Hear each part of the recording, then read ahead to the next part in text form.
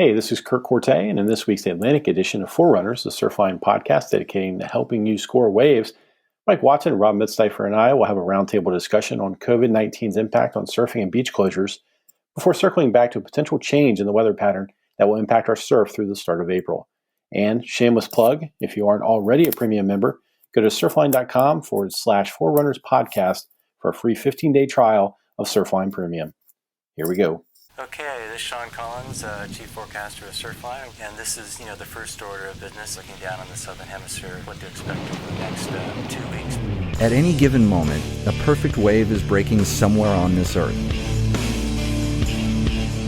For the surfer, the trick has always been knowing where and when to find it.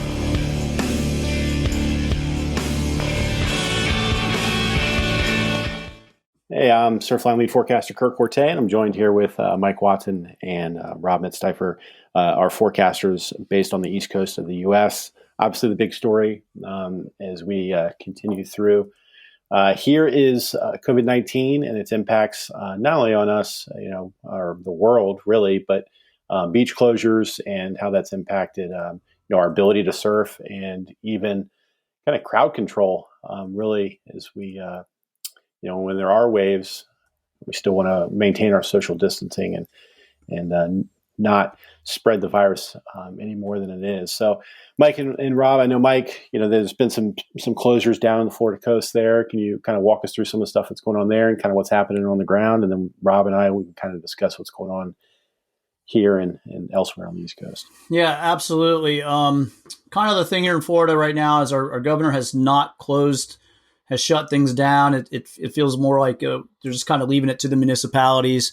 Everyone's promoting that social distancing. So here in my county, I'm in Brevard County, all our public beach accesses are closed. The municipalities have followed suit. So places like Indialantic, where they have, widespread parking in the boardwalk there, that's been barricaded off as well. Anywhere up and down the coast, Satellite Beach, Cocoa Beach. So in that respect, those are shut down. But if you can get foot access to the beaches themselves are open. However, they are enforcing the group size of 10 or less, and then keep 6 feet apart. Mostly what we're seeing here, families, people that live together and they're going in their group. So down here where I am, I'm a bit of an isolated area. So it's an area. It's really easy for me. If there's waves, I can grab my board. We have a neighborhood access. It's a private access that does not fall under any of these closures that I can access the beach to while maintaining significant distance. We're a low density area. We don't have a lot of people living in close proximity to one another. So with that, there's not been a lot of impact to there. We get out and I tell my neighbors, especially one of my buddies, whose name is Whitesnake. Yeah, you stay 6 feet away, buddy.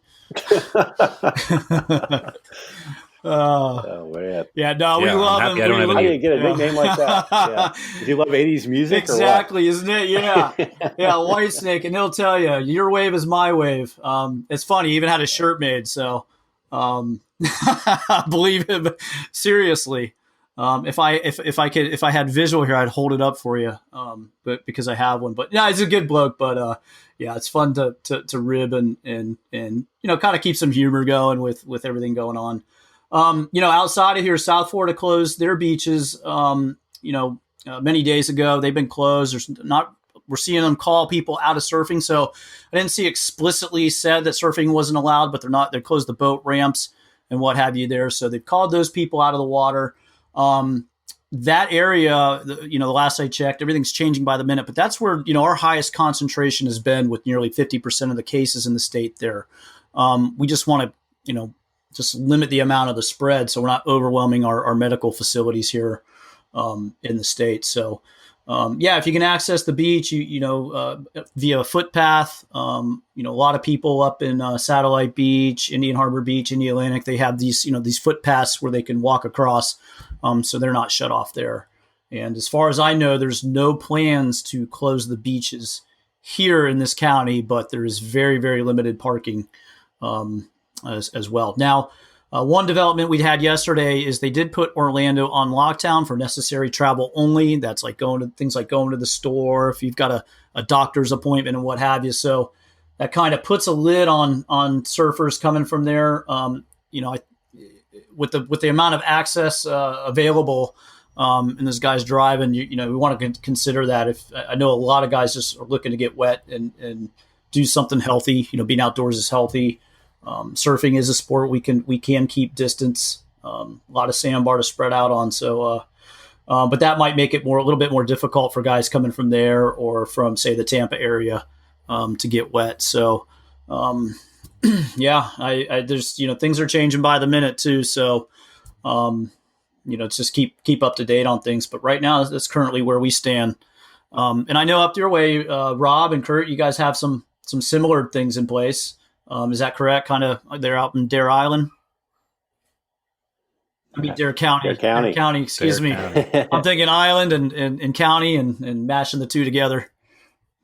Yeah, it's actually really interesting here, Mike.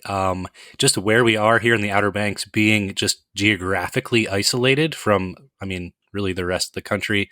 If you're not familiar with the Outer Banks, we have basically here on Dare County, there's basically 2 bridges to get across from the mainland over here. And both of those bridges have serious restrictions. Basically, no one is allowed through other than essential personnel and year-round residents. So, any vacationers that normally flock around spring break time.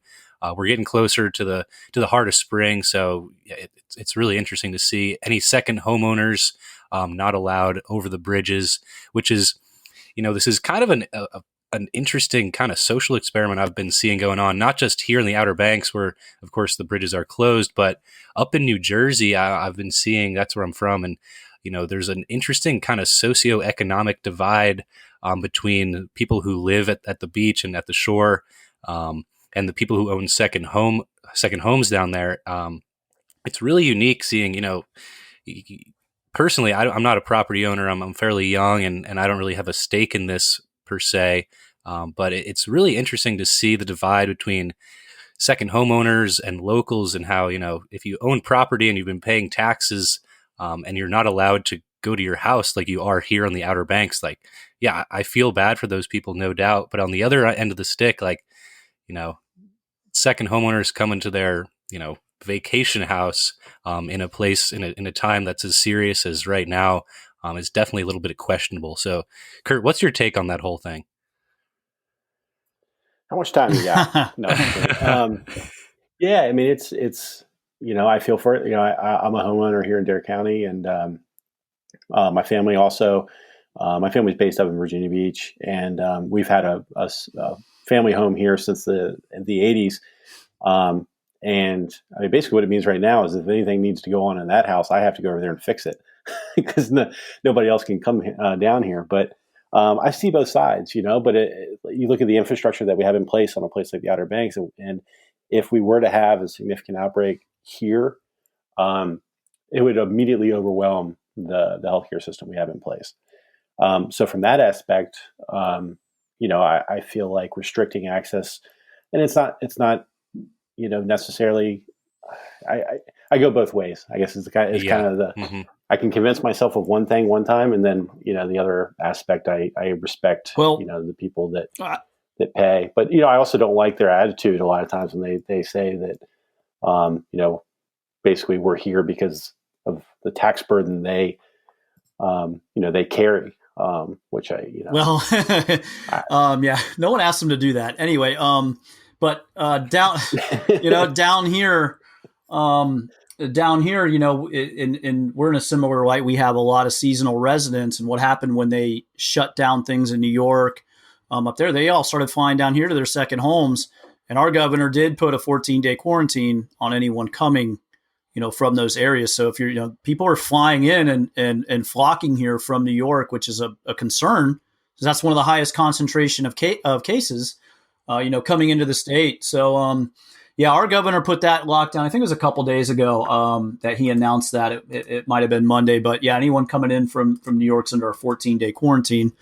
Sometimes how enforceable are these things? But that's the situation here right now of how we've handled that in the state. Yeah, it And seems. I think. Go ahead, Rob. Yeah, it just seems like we're just in unprecedented waters here, and like we there's so many cases where, I mean, even from a forecast perspective, we can look back at a past event and say, what did we do here? How did that work out? In this case, it's just we just don't know.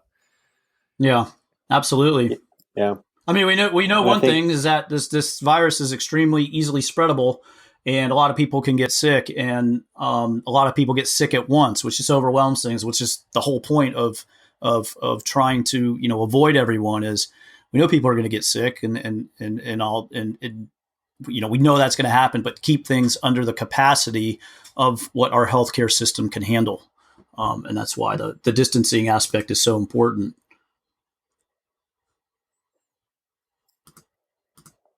Yeah, and circling this back into how this impacts surfing and really the products that we provide at Surfline to kind of help when there's going to be waves and plan your sessions. We've done a good amount of pullback on some of our products that we offer. To kind of do. It seemed like it was a little insensitive with some of the things that were going on, and in California, there's still massive crowds at some of the breaks, and we just kind of wanted to do our part as a company to to not enable that. So, Right. guys, we want to go into some of the things that we've changed and kind of outline what we're doing, I guess, as part of this whole deal. Absolutely. And Kurt, one of the first areas really to hit this, and which kind of, started changing our thinking and, what are we going to do? Everything's changing by the day. But was Puerto Rico. They outlawed surfing last week Gosh, that was only a week ago. It seems a like little it was longer a lot than longer. that. I think it was was it last week? Maybe about maybe 2 weeks by now. God, everything's moving so fast. But yeah, it totally is. But they were one of the first. They outlawed surfing. The official word was the beaches are closed, surfing's closed, and any violators were subject to a $5,000 fine and/or 6 months in jail. So they got pretty serious about it there and shut that down. So one of the first things we did was, we removed the reports, the written reports, text reports, and that short-term forecast that we do, twice a day, once in the morning and once around, noon, 1 p.m. We took those out of there. But we just still fill in the heights and ratings. We have this observational record of this that we keep. We have many years of records. So we're continuing to do that, for that. And likewise with the forecast, we removed the premium analysis. Just kind of, discourage. There's no one can surf. It's illegal right now, and people should be distancing. And this is what the island decided to do. So everyone, in respect to that is take that out of there and still filling out our heights and ratings again for our we measure our forecast versus the model and things like that. So we need that data record in there. But so we removed that there. Now, what we saw over the last 10 days here is in 2 weeks is the shutdown of beaches. And so we've kind of followed that sort of pattern over here and domestically on the East Coast and in other areas as well. So, for now we will keep populating those heights and ratings for observational records and what have you. But right now we'll remove that detailed premium forecast analysis. And at the same time, we're looking at other ways to bring some general info out there that we're doing behind the scenes and working towards. But for now, that's what the course of action is. And Mike, it's important to remember that we're still filling out the colored boxes, which is kind of our bread and butter product. If you go on the site, bring up your regional forecast page, those 7-day boxes that we produce with the colors and the surf heights, we're still producing those, just not going into the nitty-gritty details of what we normally go over with details of when to target based on tides or wind switches or building swell, dropping swell, things like that. So we still have information out there if you're still trying to surf. That's very actionable. It's just we just kind of pulled back on a lot of the some of the little extras that we do. But that being said, like Mike, we have plenty of ideas of how to kind of shift our workload into, whether it be different tutorials about the site or surfology videos or, even in basically running down little fun facts like tidbits of surf science and wave forecasting. So some of our users can be better in tune on that thing. So we have a bunch of ideas on how to kind of pivot our forecast products for for an unprecedented time that we're in. So definitely stay tuned to that over the next few weeks and potentially months from the forecast team, because we're not gonna stop producing content. That's for sure. Yes, and I would say encourage our listeners in the comments below, if you have something you might want to hear about, suggest it in there. We're looking at everything to see what it is our users want. So exactly, definitely, and I know our users want to they get do. waves. They want to surf, and I know a lot of guys, a lot of friends are, man, I'm dying to get wet. What can I do? Where can I go? And and that's just the situation it is right now. And I think that kind of leads us into maybe our next segment here of, the weather goes on. The weather doesn't stop. So I think we should at least touch, some of the bases on what we have going on here. And it seemed like we were kind of discussing this internally. It seems like a little bit of a switch maybe in our pattern is trying to take shape here as we close out March and head into the beginning of April. And I know both of you guys are on our operations doing some of the forecast along the East Coast and the Caribbean. So any insight on kind of what we have going on, maybe how that compares to what we saw earlier this winter, and what that might mean for people that are trying to get in the water to get a little reprieve from the bombardment of COVID-19? Yeah, I mean, I would say, for us, the main thing we're watching, and something we talked about is one thing we tend to look at to get a broader perspective of what kind of pattern we're looking at is the North Atlantic Oscillation, or the NAO. So something we've been looking at, and through much of the winter, we've been mostly in this positive phase, of NAO. When we see that, we see less storm activity along the East Coast. We see less activity, storm activity along the East Coast, and sometimes this can result in less chance of waves or some significant wave events. Hasn't really been the case. We've seen a lot of times where we have been able to produce enough weather to produce some surf for us out there. What would you say your perspective is on the Outer Banks there? First off, from being in that positive phase, is it? I mean, it seems like you guys have got a pretty good run of waves during the winter. Yeah, I mean, the interesting thing here, Mike, is that you mentioned getting those significant events. Like on the Outer Banks, we don't really want the biggest swells of the year. I mean, yeah, absolutely. Good point. Like our sandbars get overloaded, and just the fact the continental shelf doesn't extend very far off the beach, any swell that comes in is going to come in basically full force, especially compared to a lot of the rest of the East Coast. And you mentioned that how the positive phase really limits the storminess on the East Coast. It does the opposite actually in the far North Atlantic, and that's why we saw a pretty ridiculous run of surf in Europe through the middle of the winter. Think back to when they ran the Nazare Challenge, and a lot of those pros actually just stuck around in Portugal for weeks because it was just endless swell over there, while over here we were dealing with kind of small pops of wind swell here and there. And, we, like you said, we did see a fair amount of surf this winter. I believe if we look back, things were right around average, but we did lack those, significant events really up until, I guess, what was that, earlier this month? We had a pretty nice storm move off the East Coast and developed into a hurricane force low over the Northwest Atlantic. And the trend that we mentioned with that NAO, the North Atlantic Oscillation, the latest forecasts have it trending towards a negative phase, and that's basically the opposite of what we had through most of the winter.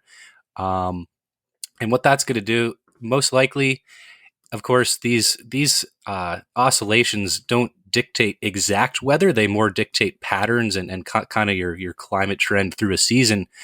That being said, once we see this trend towards a negative North Atlantic oscillation, that normally means a more active storm track along the East Coast. And specifically, a lot of our operational weather models that say go out 7 to 10 days, they're in pretty good agreement that we're going to see kind of back to back to back to back systems move off the East Coast and into the Atlantic, which is normally a pretty good sign for surf.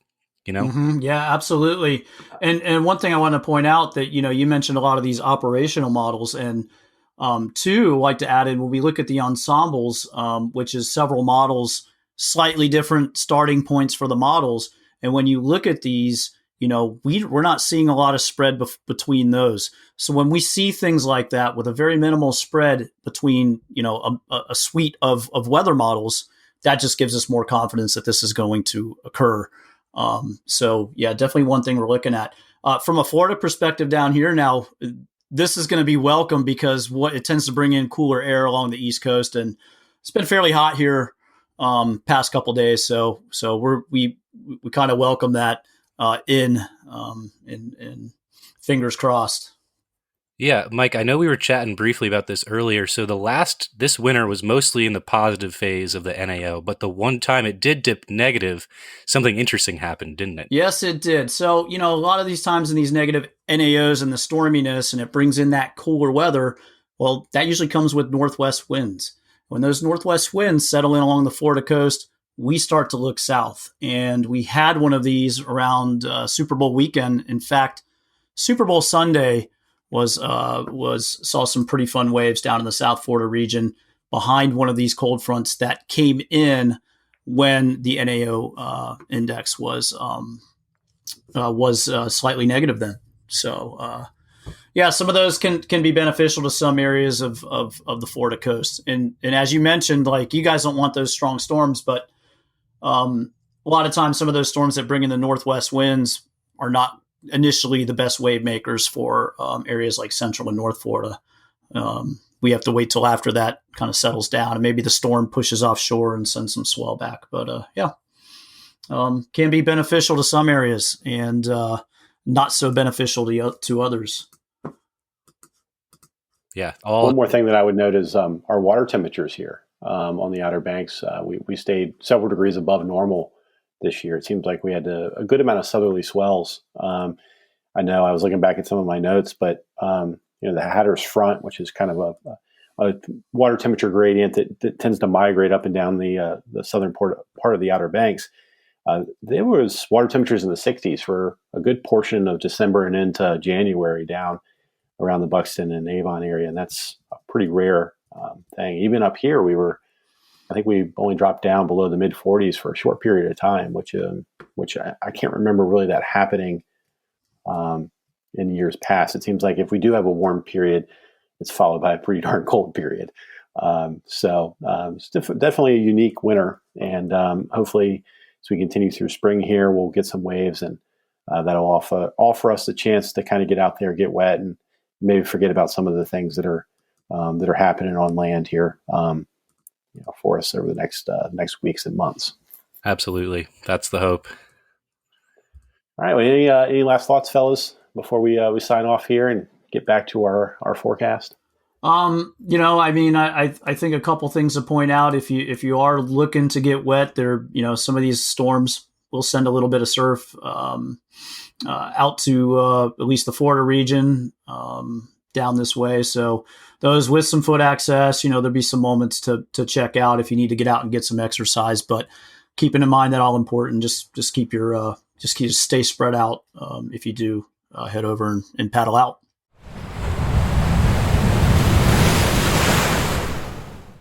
That's it for this week. So thanks again for listening to Forerunners, the Surfline podcast dedicated to helping you score waves. The next Atlantic episode will be available Wednesday evening, April the 1st, and the next Pacific episode will be available next Tuesday evening, March the 31st. Get some surf and stay safe out there.